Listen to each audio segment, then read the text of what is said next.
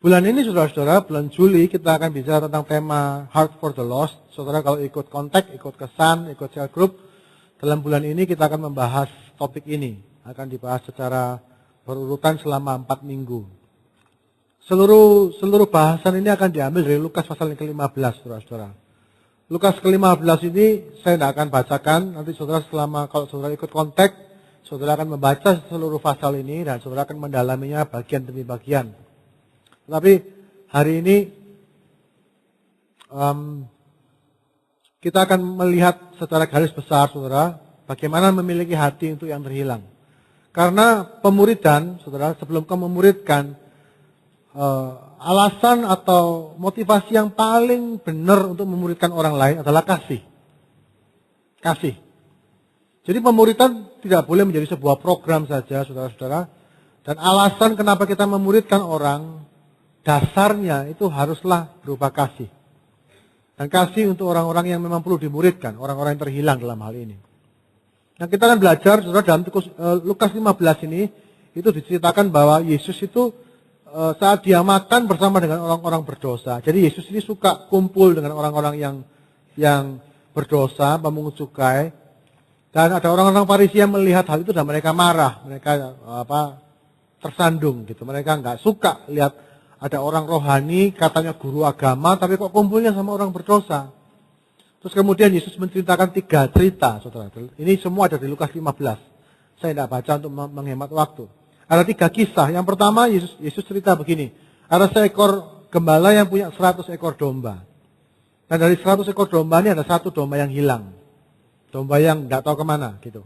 Dan kemudian gembala ini meninggalkan 99 ekor dombanya dan kemudian dia pergi mencari yang 1 itu dan diceritakan betapa sukacitanya dia mendapatkan yang 1 itu lebih daripada sukacitanya yang untuk yang 99. Kemudian cerita yang kedua, Yesus menceritakan ada seorang wanita yang punya 10 dirham, 10 mata uang dan hilang 1. Hilang 1 dan dicari setengah mati sampai ketemu, saudara-saudara, dan waktu dia menemukan mata uang yang hilang, dirham yang hilang, koin yang hilang itu, sukacitanya begitu besar sampai dia membuat pesta, membuat acara. Dan perumpamaan yang ketiga, kisah yang ketiga yang sangat terkenal, yaitu kisah anak yang hilang. Ada seorang bapak punya 2 anak, sulung dan bungsu. Yang bungsu meminta semua warisannya, bagian dia, dan kemudian pergi ke negeri yang jauh, berfoya-foya, ngabisin duit orang tuanya, hidup dalam dosa, gak karu-karuan. Kemudian waktu dia habis, bangkrut, dia hancur hidupnya, dia kemudian berpikir untuk kembali kepada ayahnya. Dia kembali kepada bapaknya. Dan si bapak ternyata sudah menunggu begitu lama. Saat anaknya kembali pulang, bapaknya langsung lari, dikatakan berlari memeluk anak ini dan menerima dia kembali. Dan bahkan kemudian membuat sebuah pesta. Jadi Lukas 15 ini menceritakan bagaimana sukacitanya Allah, sukacitanya Tuhan saat dia bisa menemukan orang yang berdosa yang berbalik kepadanya. Ini intinya, saudara-saudara, heart for the lost. Hati Tuhan itu yang terhilang. Nah, hari ini kita akan belajar bagaimana kok bisa gitu. Hati Tuhan itu yang terhilang itu kayak apa sih, dan apa manfaatnya bagi kita. Ujung-ujungnya adalah bagaimana kita juga memiliki hati untuk yang terhilang. Ini ujungnya. Jadi tujuan saya dalam seluruh sesi ini, saudara, saya ingin setiap kita menyadari bahwa kita dipanggil juga untuk mengasihi orang-orang yang terhilang. Baik, kita akan mulai. The Unholy Huddle. Ini terjemahnya kurang lebih perkumpulan yang tidak kudus gitu. Saudara-saudara, di Lukas 15 ayat pertama kedua dikatakan bahwa para pemungut cukai dan orang-orang berdosa biasanya, ini saya kasih warna lain, datang kepada Yesus untuk mendengarkan dia. Maka bersungut-sungutlah orang-orang Farisi dan ahli Taurat, katanya ia menerima orang-orang berdosa dan makan bersama-sama dengan mereka. Jadi rupanya Yesus ini punya kebiasaan, biasa. Dan orang-orang itu juga biasa untuk kumpul dengan Yesus. Saudara, ini agak aneh menurut saya. Karena kenyataannya saya jumpai itu begini. Makin lama saya menjadi Kristen, saya ini makin jauh dari orang-orang berdosa. Tambah nggak biasa, saudara, kumpul dengan orang-orang yang tidak bertuhan. Bulan April kemarin saya berkesempatan untuk pergi memancing ke Mamuju, Sulawesi Barat, saudara-saudara. Mamuju itu dulu Adam Air yang jatuh itu, saudara mungkin masih ingat pesawat Adam Air jatuh, itu di perairan Mamuju. Makanya bagus buat mancing karena Ada bangkai pesawat di bawah. Mungkin, tapi saya nggak mancing di situ, saudara. Jadi saya pergi ke Mamuju, dan saya berangkat kami berangkat 18 orang. Itu kapal yang cukup besar. Saya dan 17 orang lainnya. Dari 17 orang ini, saya cuma kenal satu orang saja. Atau kenal dua, ya. Satu ini saya kenal cukup baik, yang kedua ini hanya asal kenal. Sisanya saya nggak kenal semua. Teman-teman baru. Dan semuanya, seluruh mereka 17 orang ini, tidak satu pun yang Kristen. Tidak satu pun yang orang anak Tuhan sungguh-sungguh gitu. Ada yang Kristen beberapa, tapi mereka ya masih gak karu-karuan hidupnya. Dan saya sadar bahwa saya harus menghabiskan 4 hari 3 malam bersama dengan mereka. Karena perjalanan mancing ini kelas berat, saudara, bukan sekedar mancing, tapi mancingnya 4 hari gitu, di laut, nggak pulang gitu. Jadi di kapal juga nggak ada kamar mandinya, jadi kita harus mandi baru kali itu mandi. Oh, so beautiful dengan pemandangan laut asli, saudara. View kamar mandinya tuh laut lepas gitu ya. Dan saya gelisah, saudara. Aduh, gimana ya? Dan benar, sejak awal kami ketemu di bandara, saya sudah merasa ya namanya orang-orang tidak bertobat, orang-orang dunia ya. Guyonnya, omongannya semua biasa, saudara. Orang Surabaya ya. Orang Surabaya misu-misu, ngomong cewek, ngomong waduh, hal-hal yang begitu yang diomongin. Dan parahnya mereka sudah tahu saya pendeta gitu. Dari awal ini ada pendeta satu ikut ini katanya gitu. Jadi dari awal kami sudah ngobrol di grup itu sudah, ayo ini awas ya, ada Pak Pendeta ikut, tak boleh macam-macam begini. Saya waduh ini. Tapi saya harus belajar keras lagi, saudara-saudara, karena saya juga nggak mau kelihatan seperti ya kan. Jangan sampai ada pendeta sok suci di atas kapal yang kemudian mengganggu suasana memancing. Saya bisa dilempar ke laut kayak Yunus, kan repot ya nanti. Nanti kalau ada badai yang dilempar pasti saya kan gitu. Jadi dan benar sudah, waduh, meso the J word, J word, orang Surabaya, kata-kata yang dimulai dengan huruf J, terus keluar, kayak waduh sudah lingkungan. Dan saya sudah jarang, jujur kumpulan saya ini orang suci semua, toh pendeta-pendeta, saudara-saudara ini orang baik semua. Jemaat itu tidak ada yang meso di depan saya yakin gitu. Sudah lama nggak dengar orang meso begitu banyak. Jadi lucu, mereka memang sangat having fun gitu. Tapi ya funnya kan memang begitu. Saya sampai ingat masa-masa saya SMA dulu. Saya dulu ya begitu masalahnya. Terus ngomongin cewek, ngomongin ada satu yang bebean sama obat flu apa ya, bagus ya. Saya jawab aja, nggak usah obat, saya bilang. Pakai ini minum air yang banyak, istirahat cukup. Pasti sembuh, saya bilang. Siapa sih yang sakit, saya bilang gitu. Iki loh cewekku katanya. Gendaannya, saudara, ternyata. Lah, saya pikir, ya gitu-gitu. Jadi, terus kemudian mereka saling tukar. Iki loh cewekku sing baru. Iki cewekku sing baru. Wih, iki. Terus, ini Pak Pendeta. Iki ngomong ono, iki khotbah ono ini gitu. Digudal gitu. Tapi singkat cerita 4 hari berlangsung dengan sangat baik, saudara. Dan di akhir hari waktu kami perjalanan pulang, saudara, mereka merencanakan, ayo kita kesini yuk. Ada satu orang yang ngajak mancing lagi di Halmahera. Dan mereka ngajak saya gitu. Pak, aku ikut aja yuk, ayo ikut yuk. Kali ini. Lah bagi saya itu merupakan satu penerimaan. Saya bersyukur karena ternyata saya bisa diterima oleh mereka gitu. Nah, tetapi saya mengalami kesulitan memang. Saya sadari bahwa aku ternyata sudah nggak biasa gitu, nggak biasa lagi. Tapi kenapa Yesus bisa biasa? Kenapa orang-orang itu bisa nyaman dengan Yesus? Sepertinya gini, saudara-saudara. Kekristenan, pada saat kita bertumbuh dalam Tuhan, itu kayak ada 2 jalan gitu. Yang satu itu kita menjadi seperti orang Farisi, yang menjauh dari orang berdosa, yang suka menghakimi orang, yang suka menilai orang lain, ya kan? Yang marah kalau ada orang Kristen itu sering kumpul orang berdosa, menjaga kekudusan, percaya firman Tuhan, tapi akhirnya menjauh dari dunia. Yang satu itu seperti Yesus. Di mana dia dalam kekudusannya, dia bukannya menjauh dari dunia. Tapi dia justru punya habit, punya kebiasaan untuk kumpul dan bersekutu. Dan saya percaya juga ketawa-ketawa dengan orang berdosa. Nah, 2 arah ini yang terjadi, saudara-saudara. Nah, kalau kita mau masuk dalam pemuridan, saudara-saudara, pemuridan itu bukan bicara masalah ilmu yang ditularkan. Pemuridan itu bicara masalah kasih yang dipraktekkan, seperti Yesus ini. Saya percaya bahwa Yesus itu dia tuh sedang menjangkau murid-muridnya. Nah, kita akan belajar bagaimana hati Tuhan sebetulnya. Kok bisa Yesus melakukan hal itu? Oke. Saudara lihat bahwa kasih ini adalah kasih yang tidak dikenal. The unknown love.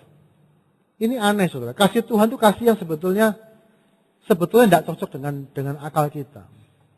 Dikatakan di sini begini. Efesus 3 ayat 18-19, Paulus berkata begini. Aku berdoa supaya kamu bersama-sama dengan segala orang kudus dapat memahami betapa lebarnya dan panjangnya dan tingginya kasih Kristus. Dan dalamnya kasih Kristus. Dan dapat mengenal kasih itu sekalipun ia melampaui segala pengetahuan. Saudara lihat bahwa kasih Kristus itu melampaui segala akal. Nah, ini yang saya ingin coba jelaskan kepada saudara. Saudara, kasih itu harus dialami. Kasih itu tidak sekedar diteorikan. Karena dia melampaui segala akal, menurut saya, jangan terlalu dipikir secara akal. Karena melampaui akal. Lebih baik bagaimana kita memahami dan mengalaminya dan menerimanya hari lepas hari. Saudara sadar atau enggak? Tambah lama kita jadi Kristen, kita tambah jarang mengalami kasih Kristus. Yo. Kita tahu banyak, tapi somehow hati kita itu menjadi, ya kita mengasihi Tuhan. Dan kita pikir bahwa mengasihi Tuhan itu hanya akan berupa berwujud ketaatan. Enggak salah, betul. Tetapi saya percaya yang namanya cinta, namanya kasih itu harus dirasakan, dialami. Nyata, saudara. Rasa itu nyata, kasih itu. Harus nyata. Tetapi ini pengalaman pribadi. Makin lama saya menjadi Kristen, bukan berarti saya tidak mengasihi Tuhan, tetapi jujurnya saya makin jarang mengalami kasih Tuhan itu menjamah saya. Saya makin jarang untuk nangis di hadapan hadirat Tuhan. Saya makin jarang untuk betul-betul merasa dicintai oleh Tuhan itu jarang banget gitu. Padahal dikatakan betapa lebar dan panjang dan tingginya dan dalamnya kasih Kristus. Kasih Kristus itu begitu hebat, begitu luas, begitu lebar, begitu tinggi, begitu dalam. Tapi kok aneh, kita kok tidak merasakannya setiap hari. Ini yang jadi pertanyaan saya. Kenapa kita tidak bisa merasakannya? Itu akan kita pelajari dan bagaimana caranya kita supaya bisa mengalami kasih itu setiap hari. Saya percaya kalau saudara mengalami kasih Kristus setiap hari, tidak akan sama hidup saudara. Kekristenanmu akan menjadi sangat bergairah. Saudara akan memuridkan. Saudara akan melayani. Bagi saya orang Kristen yang tidak melayani itu, dia sudah lama tidak mengalami zaman kasih Kristus. Kalau kasih Kristus menjamah saudara kok tidak bisa diam. Saudara akan mikir, aku harus berbuat sesuatu. I have to do something for him. Begitu saudara-saudara. Nah, sekarang kita akan lihat. Kasih yang melampaui akal itu kayak apa? Tadi di Lukas 15 tuh. 1 itu lebih berharga dari 99. Ini melampaui akal, tidak masuk akal. Saudara kalau punya 100 ekor domba, 1 hilang, Alkitab mengatakan begini, gembala itu meninggalkan 99 dombanya di padang gurun. Jadi 99 yang baik ini ditinggal, diresikokan, hanya untuk mencari yang 1. Dan dikatakan dia lebih bersuka cita untuk 1 yang ketemu daripada 99 yang baik yang nggak hilang. Aneh bagi saya. Secara logika, kalau kita punya 100 ekor domba, 1 hilang nggak tahu kemana, saya lebih baik keep yang 99. Pastikan 99 ini nggak berkurang lagi. Kalau 1 ya wes lah 1 aja kok. Kan gitu saudara-saudara. Ya kasih Tuhan berbeda. 9 itu tidak ada nilainya tanpa yang 1 itu. Aneh bagi saya. Ini satu jenis kasih yang kita tidak pahami. Dan dikatakan yang terburuk mendapat yang terbaik, saudara-saudara.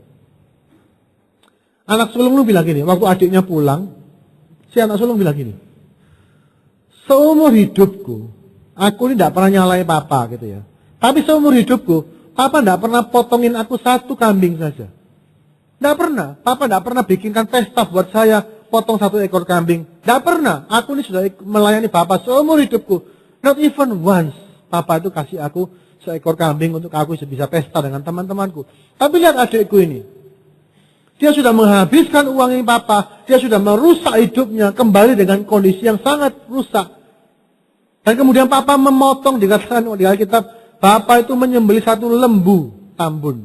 Dikasih yang terbaik. Dipestakan saudara-saudara. Tidak adil itu tidak masuk akal. Saudara, kita kalau mencintai sesuatu, saudara yang sudah menikah atau lagi pacaran atau pernah jatuh cinta, engkau mencintai sesuatu itu karena sesuatu itu punya kualitas tertentu. Misalnya, saya cinta pada istri saya kenapa? Dia cantik, dia pandai, ya enggak? Dia lucu, dia cerdas. Itu yang membuat aku cinta padanya. Ya kan? Lagu-lagu cinta bicara tentang the perfection. Engkau begitu sempurna kan gitu. Sebab itu aku mencintai engkau. Karena engkau begitu sempurna di mataku. You are so beautiful. Tuhan enggak, saudara. Cinta Tuhan itu kebalikannya. Dia justru mencari yang paling tidak sempurna. Dia justru mencari yang paling berdosa. Dia jauh lebih menghargai yang rusak daripada yang baik. Dia value, dia memberi satu nilai yang jauh lebih tinggi pada satu ekor domba yang hilang daripada 99 yang nggak hilang. Ini nggak masuk akal, saudara-saudara. Dikatakan lebih besar sukacitanya atas satu yang ketemu itu daripada sukacitanya atas 99 yang nggak pernah hilang. Tidak masuk akal. Tapi inilah cinta Tuhan. Ini yang kita harus pahami.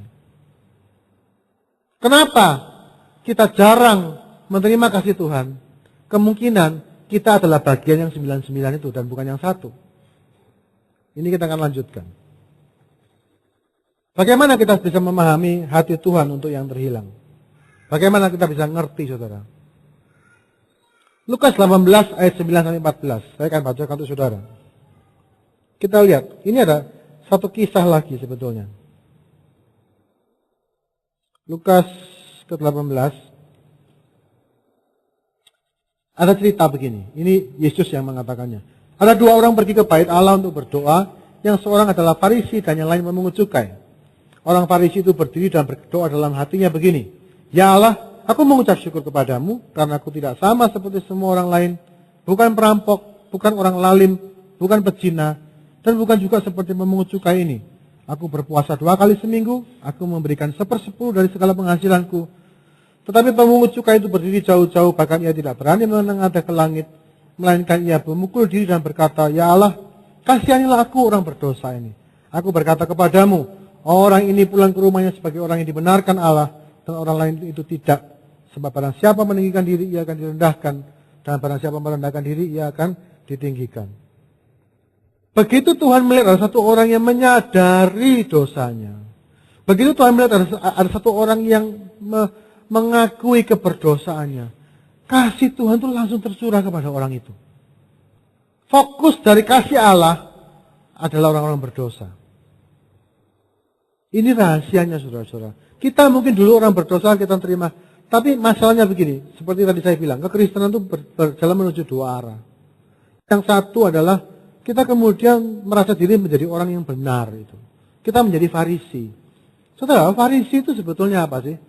Farisi itu kita ini loh. Orang Farisi itu tidak jahat, saudara. Tidak jahat. Di Alkitab tidak pernah dikatakan kriminalnya orang Farisi. Tidak. Mereka betul-betul berpuasa, cinta firman. Kalau saya mau tarik analogi, orang Farisi itu orang Kristen zaman sekarang. Percaya kitab suci, mengikuti perintah Tuhan, takut akan Allah, melakukan kewajiban-kewajiban agama mereka. Itu kita, saudara, Farisi itu. Orang-orang benar sebetulnya. Makanya mereka jengkel, mereka marah saat melihat Yesus itu ketawa-ketawa bersekutu sama orang-orang berdosa. Mungkin kalau saudara lihat saya misalnya, oh Pak Agus ini khotbah, terus saudara tahu-tahu Sabtu malam saudara nemu saya di Kirkos misalnya. Guyu sama orang-orang yang begini, sama wah minum-minum. Saudara mikir apa tentang saya? Ayo, jujur. Wah gak genah pendetanya, apa-apaan Sabtu kok dugem gitu. Ya kan, saya tidak pernah. Tapi itulah cara pikir kita, saudara-saudara. Kita berpikir bahwa orang kudus ya tidak boleh begitu. Gitu. Atau misalnya saudara punya suami. Dan kemudian suami saudara itu sangat jahat. Dia menikah nggak modal uang, saudaranya punya duit. Kemudian setelah menikah dia mengambil uang saudara, dia lari dengan perempuan lain, dia foya-foya di luar, nggak pulang setahun 2 tahun. Akhirnya pulang sudah kena HIV, jalannya sudah pincang begini, sudah kurus kering begini. Saudara, bisa saudara terima suami itu dengan baik? Suami begitu layak dicintai? Kok enak kamu pulang, Sudah dingklang, sudah AIDS, sudah gak punya duit, bangkrut baru pulang. Nggak gampang kan terima itu. Tetapi bisa kau saudara bayangkan bahwa justru kasih Allah itu berkobar untuk orang yang seperti ini. Gak masuk akal. Gak fair. Gak adil. Tapi itu kenyataannya. Saudara-saudara sebagai orang-orang Kristen, atau saudara yang datang ke tempat ini ke gereja, saya nggak tahu, Anda datang rutin. Tapi kalau Anda adalah orang yang merasa dirimu berdosa, saudara menjumpai aku ini masih belum layak, saudara tak diajak ikut kesan, ikut pelayanan, saudara masih aku ini loh, orang ini masih banyak kesalahan. Itu kondisi yang tepat sekali bagi saudara untuk menerima kasih Tuhan. Nggak nunggu baik dulu saudara. Orang kalau mau merasakan kasih Tuhan, dia justru harus menyadari bahwa dia nggak bisa baik. Gitu. Kasih Tuhan itu agresif, saudara. Saudara lihat, saat anak ini pulang, dalam keadaannya nggak karu-karuan, Alkitab mengatakan Bapak itu lari. Tidak pernah kita menggambarkan bahwa Allah itu berlari, saudara. Tidak, Allah itu tidak perlu lari. Tapi dalam kasus ini Allah itu berlari menyambut anak yang hilang. Why? Kok bisa? Kasih yang seperti itu kok bisa? Gitu. Itulah kasih Tuhan. Tuhan itu sangat merindukan seorang pendosa yang merendahkan dirinya. Karena begitu besar kasih Allah akan dunia ini. Karena Allah begitu memandang berharga dunia yang hilang. Sehingga dia memberikan anaknya untuk menjadi mati ganti mereka. Yang dihargai Tuhan bukan yang berharga dalam pandangan kita.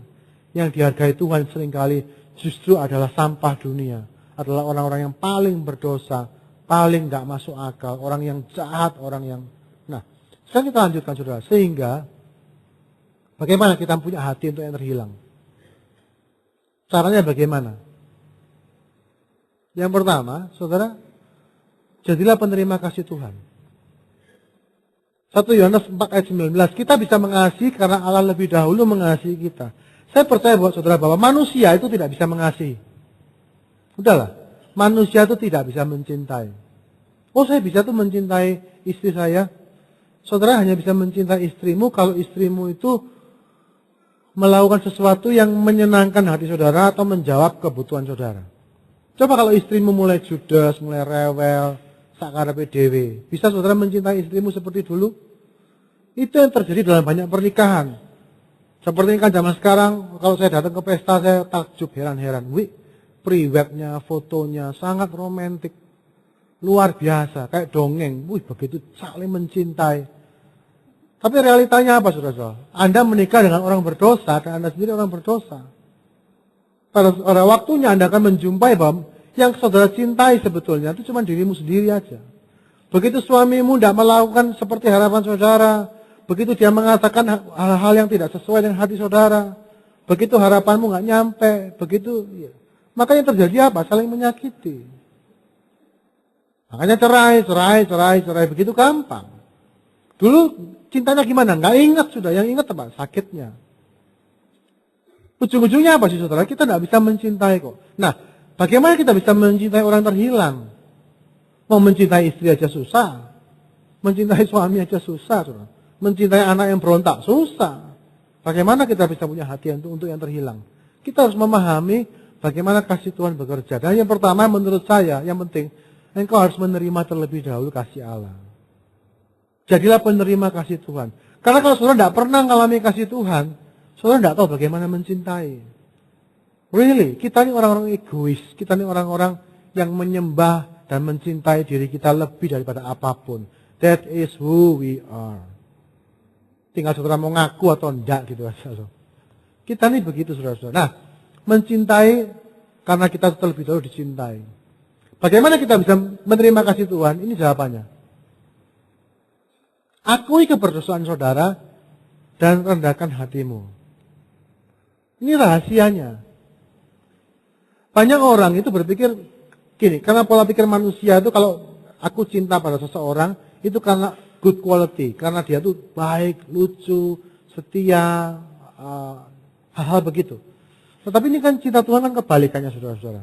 Sehingga begini, kalau saudara mau menerima, menjadi sasaran dari kasih Tuhan, saudara jangan tampil soal Tuhan, aku tidak bersalah, aku bersyukur, aku tidak seperti memungut cukai itu, aku tidak pernah nyuri, aku tidak pernah berzina, aku setia melayani Tuhan, aku puasa 2 kali seminggu, aku bayar perpuluhan, aku setia ke gereja MDC, aku jadi pemimpin kelompok.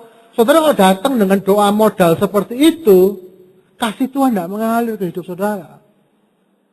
Bisa nangkap? Saudara kalau datang seperti orang yang benar itu, saudara-saudara, meskipun memang kau benar, bukan berarti saudara harus, ayo kita pulang berzina yuk, supaya kita terima kasih Tuhan. Bukan begitu. Tetapi kita menyadari bahwa kita ini orang-orang berdosa. 1 Yohanes, lihat ini. Ini ada satu prinsip yang penting, saudara-saudara. Satu prinsip yang menurut saya, saudara, perlu renungan dalam-dalam. Saya akan bacakan ya, 1 Yohanes 1 ayat yang ke-6 sampai ayat yang ke-10.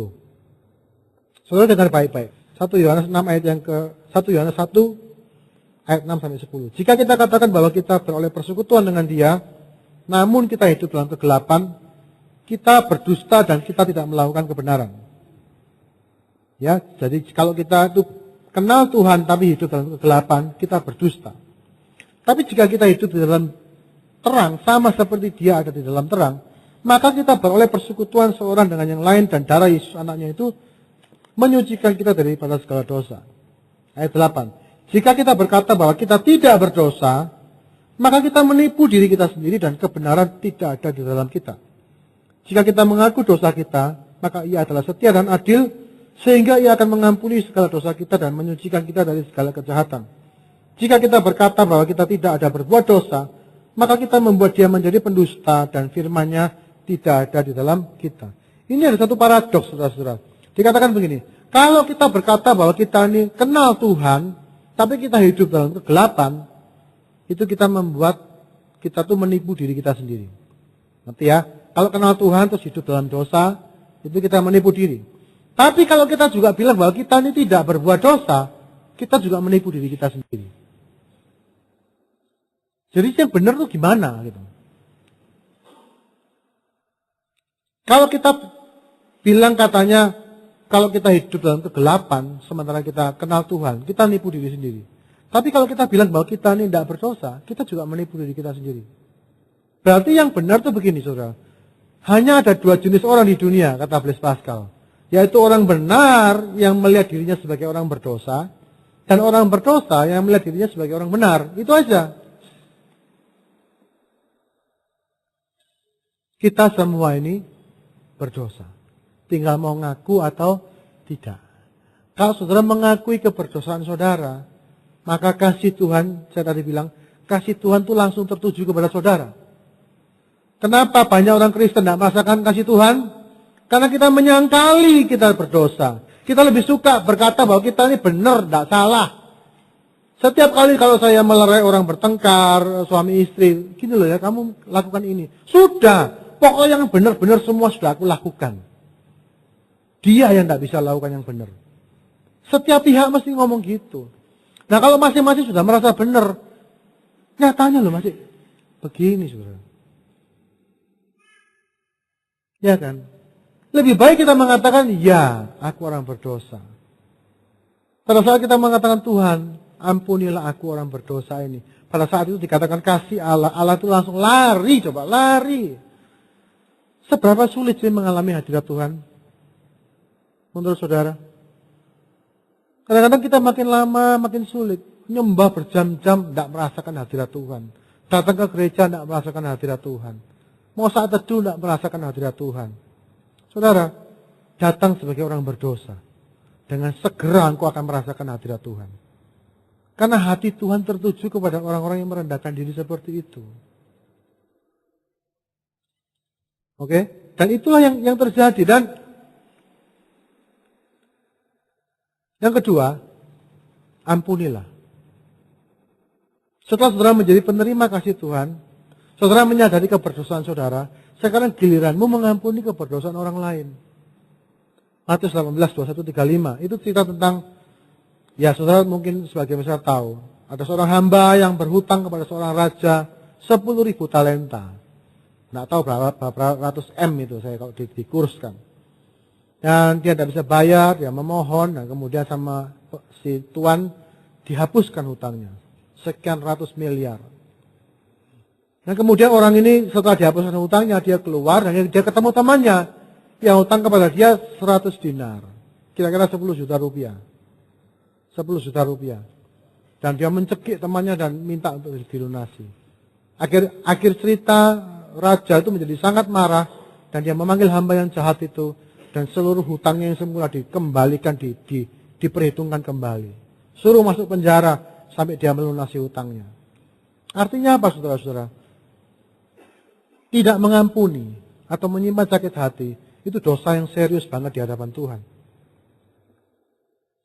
Sungguh, kita mungkin mengatakan, loh yang salah itu dia yang menyakiti aku. Aku ini cuma korban. Rick Warren bilang begini, orang itu cuma bisa menyakiti saudara itu cuma sekali. Tapi saudaralah yang membuat luka itu terus-menerus berdarah. Andalah, bukan orang itu. Kita tuh dilukai orang cuma sekali. Tapi yang membuat luka itu membesar, memburuk, menjadi karu-karuan. Itu karena apa saudara? Kita mempertahankan keberdosaan kita. Loh kok bisa? Iya. Gampangnya begini saudara-saudara. Sakit hati itu nyangkutnya, tumbuhnya itu di ego. Ya, makin besar ego saudara, makin sulit saudara mengampuni. Tapi dia menyakiti aku, saya tahu saudara. Tapi gini ya, rasa sakit itu hilang kok saudara. Saudara coba, Anda pasti pernah luka, kena pisau, kena apa. Sakit itu berapa lama sih? Kalau anak saya terjepit apa, saya bilang, dah waktu kecil ya, sudah jangan nangis. Nanti sebentar sakitnya hilang, saya bilang. Dalam beberapa jam hilang sakitnya. Masih bengkak, masih berdarah. Tapi sakit itu sebetulnya cuma sebentar. Yang membuat luka itu terasa sakit terus itu apa? Ya kita sendiri, kita garuk terus, kita digangguin terus. Kita nggak mau sembuh. Saya tidak mau sembuh sebelum dia berubah. Saya tidak mau sembuh sebelum dia minta maaf ke saya. Oh come on, saudara, itu yang kita lakukan. Apa? Harga diri. Aku ini berat dihormati, aku ini suami, aku ini laki-laki. Aku tidak terima kalau dia berlaku seperti itu. Dan Alkitab bilang bahwa kemarahan dan kejahatan itu dekat sekali. Mazmur berkata bahwa tinggalkan panas hati itu, janganlah marah karena itu hanya akan membawa pada kejahatan. Saya pernah marah sama istri saya dan saya putuskan kali ini aku nggak mau selesai, kali ini tak bikin panjang urusannya. Wah kalau sudah begitu saudara, saya berminggu-minggu bisa marah, nggak berhenti. Saya diam, nggak tak anggap istriku. Dia mau apa saya? Lah saya ini tipenya dasarnya sudah cuek, apalagi kalau nyuekin orang, wih nemen saudara. Jadi saya berminggu-minggu saya diam. Saya istilahnya kayak orang bakar sate itu apinya dikipas terus marahnya tuh. Padahal lama-lama ya lupa masalah apa ya dhisik iku ya. Masalahnya itu lupa, dhisik iku geger soal apa ya. Tapi pokoknya gak terima aku. Kipas terus. Jaga panas hati dijaga terus, tetap membara. Saudara tahu apa yang terjadi? Kejahatan yang muncul. Saya kalau sudah begitu apa? Langsung kalau lihat cewek lain langsung tergoda. Serius. Saya ini dulu bekas pecandu pornografi, tiba-tiba bisa kepingin balik ke porno, tiba-tiba bisa ingin main perempuan, pingin balas, pingin ini. Hal-hal yang jahat itu timbul. Kenapa? Sakit hati itu nempelnya di ego. Begitu sakit hati dipertahankan, egonya membesar, membengkak. Saudara. Ego membengkak, dosanya juga membengkak. Jika engkau tidak mengampuni dosa orang, Tuhan tidak bisa mengampuni saudara. Dan kalau Tuhan tidak mengampuni saudara, engkau tidak bisa terima kasih Tuhan. Karena kasih Tuhan itu awalnya diberikan lewat pengampunan. Right? Saudara lihat, orang yang berdosa itu penerima kasih Tuhan. Tapi kalau orang yang berdosa ini tidak mau mengampuni dosa orang lain, dia sudah menjadikan dirinya seperti Tuhan. Kenapa sih kita sakit hati banget? Karena kita mempertahankan apa? Harga diri, hak asasi, ya toh. Aku berhak dihormati, aku ini sudah kerja, aku ini sudah begini. Mana hormatnya itu? Aku berhak terima ini. Untuk anak. Begitu anak nakal misalnya, bikin ulah di luar, kita marah besar. Saya pernah cerita soal anak saya yang gak naik kelas. Apa yang saya pertahankan? Harga diri saudara. Marahnya itu bukan untuk anak saya, marahnya itu karena harga diriku. Aku ini orang terhormat, reputasiku tidak bercacat, dan tidak ada yang boleh ganggu reputasiku. Itu yang membuat saya marah besar. Itulah keberdosaan kita yang tidak kita sadari. Pada saat saudara tidak mau mengampuni orang lain, saudara sedang menyatakan soal bahwa bahwa engkau ini tidak bersalah. Saudara mempertahankan ego saudara sedang menggelembungkan dosa saudara, dan saudara tidak menyadari bahwa engkau sedang berdosa. Sakit hati yang dipelihara, itu dosa yang sangat serius Bapak Ibu. Untuk dosa semacam ini, bahkan pengampunan Tuhan pun tidak berlaku. Coba bayangin, tidak bisa diampuni. Ngeri saudara-saudara. Sebab itu kalau saudara, ini dia. Menyimpan sakit hati terhadap orang lain adalah penghalang utama kasih Allah. Menyadari keberdosaan kita sendiri, membantu kita menerima keberdosaan orang lain dan mengampuni mereka. Gimana sih caranya bisa mengampuni? Yesus itu ditanya murid-muridnya, berapa kali kami harus mengampuni? 7 kali? Oh enggak, 70 kali 7 kali. Nah, saya jadi muridnya mikir gini, lah mau pikir gampang apa mengampuni itu? Mengampuni itu enggak gampang. Enggak gampangnya kenapa? Sekali lagi, ego. Karena setiap kali saudara mengampuni, engkau harus menyalibkan dirimu sendiri. Itu masalahnya. Tapi bukankah itu yang Tuhan minta? Barang siapa yang ingin mengikut aku jadi muridku, dia harus menyangkal diri dan memikul salibnya setiap hari. Setiap hari mikul salib. Wujudnya apa? Forgive. Jadi kalau istriku boncengno terus-terusan begitu apa? Ampuni. Kalau suamiku gitu terus dia begini-begini, ampunilah.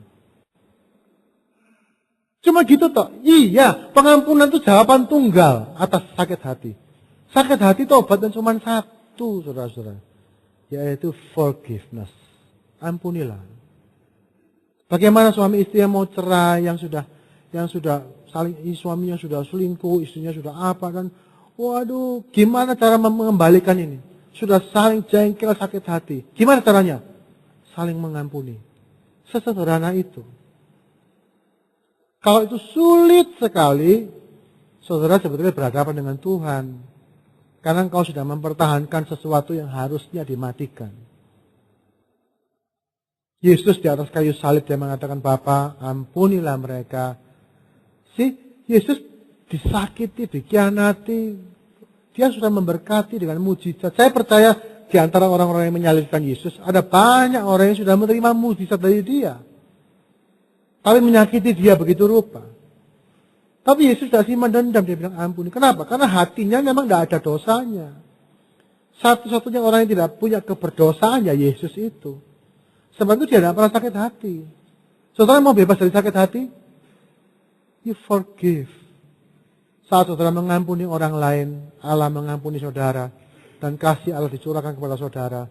Dan pada saat kamu merasakan kasih Tuhan yang begitu limpah, saudara mulai membagikannya kepada orang lain. Saudara mulai melihat pasangan saudara yang tuh mencekno. Iya, dia tuh orang berdosa. Dia tuh gini loh sama aku kok. Sama aku gini terus loh. Iya, dia tuh orang berdosa. Please forgive. Dia tuh kayak gini. Iya, dia tuh orang berdosa. Dan kamu, aku juga orang berdosa. Sebagaimana kita selalu minta dosa kita diampuni, demikian juga kita harus perlu memberikan pengampunan kepada orang lain. Nah, pada saat kita mudah memberikan pengampunan, pada saat itulah kasih Allah dicurahkan secara limpah. Dan waktu saudara menerima kasih Tuhan yang begitu limpah, setiap kali saudara ketemu dengan orang yang berdosa, ketemu dengan jiwa yang terhilang, ada satu kasih yang bangkit. Kalau di hidup saudara ada orang sing bonceng setengah mati, gak kena diomongi kok, aduh setengah mati orang ini, wih, kan ada orang-orang begitu. Saya katakan itulah orang berdosa. Kita juga begitu kok.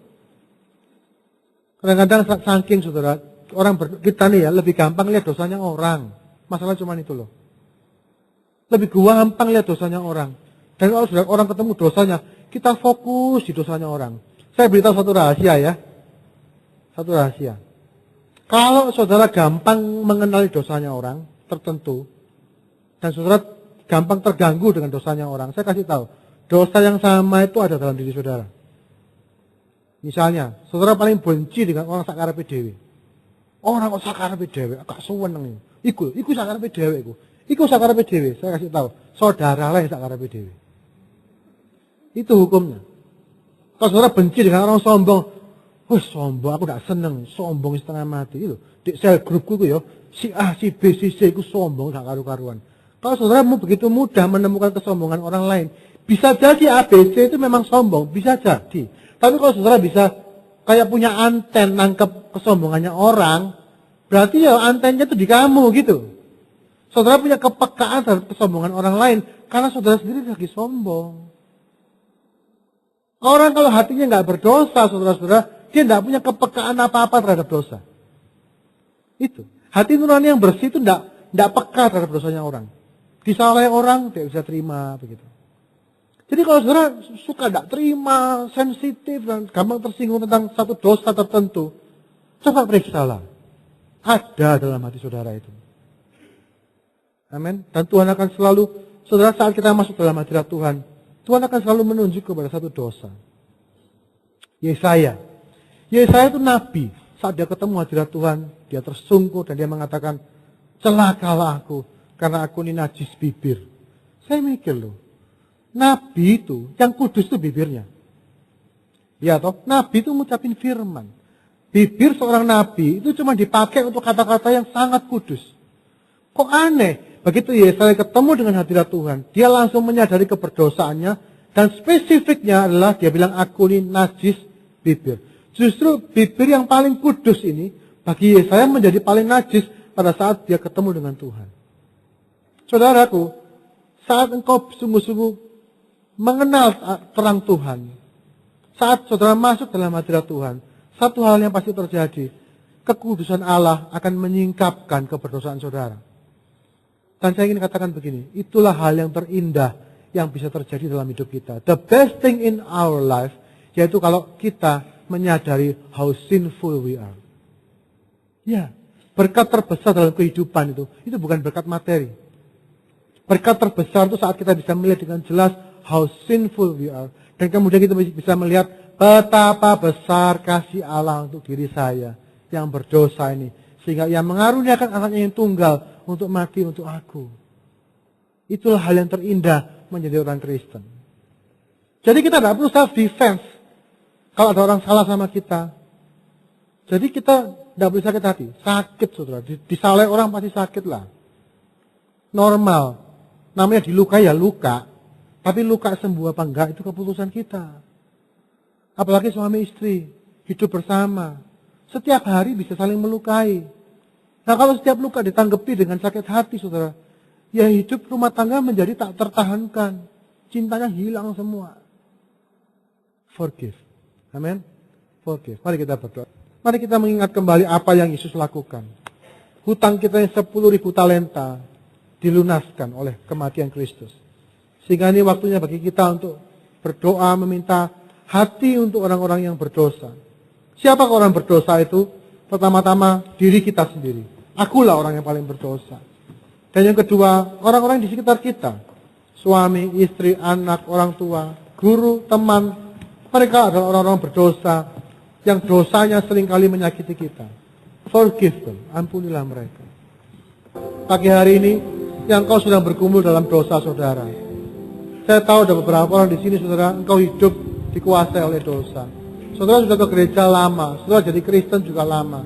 Saudara sudah berusaha setia, baca firman.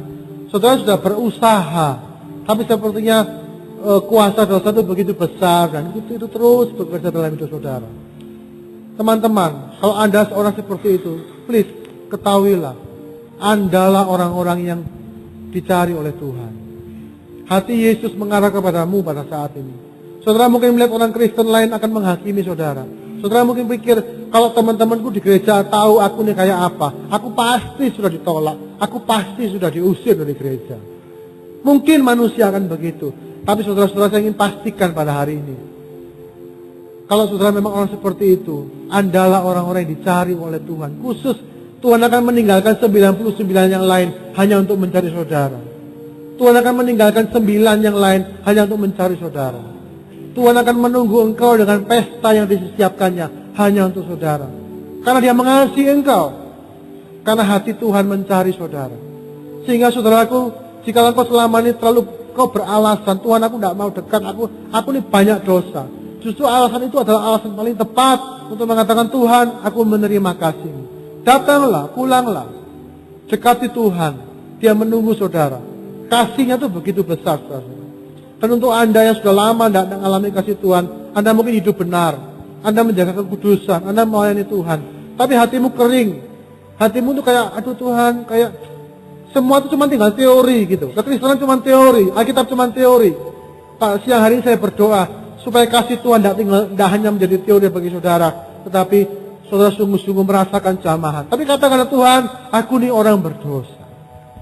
Di seluruh dunia ini, aku orang berdosa. Minta terang Allah, terang Roh Kudus menerangi hati saudara, sehingga kau bisa melihat kondisimu yang sebenarnya, yaitu engkau orang-orang yang perlu kasih Tuhan. Dan pada saat saudara menempatkan dirimu rendah seperti itu, kasih yang terindah akan tercurah dalam hidup saudara.